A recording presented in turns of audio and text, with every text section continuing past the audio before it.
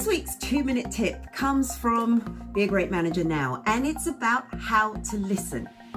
We often listen in order to speak, and we can miss so much information that way. Now, something that I mentioned about this is when it comes to coaching, Star 2011 said that there are 4 levels of listening that we engage in.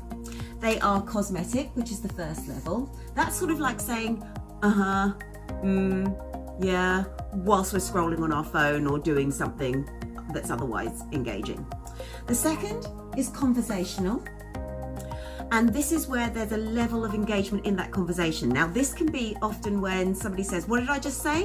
And you can actually repeat that last line. The next one is active. And this is where the listener asks questions and probes for further information.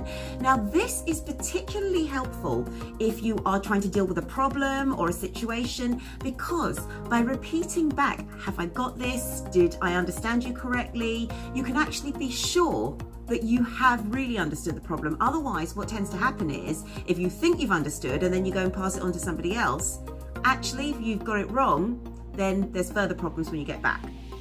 And the last level is deep listening. Now, this is the level of listening that goes beyond what is being said. This can include noticing things like body language.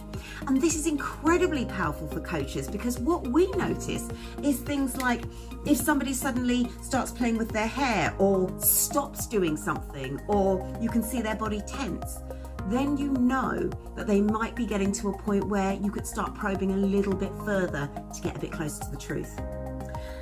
The whole thing when it comes to what we actually put out there and what we say is that we don't always tell the whole truth.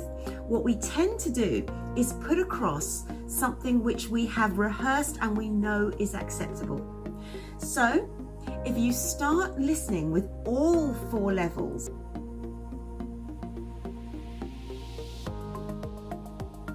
you get a much deeper conversation and a much better connection.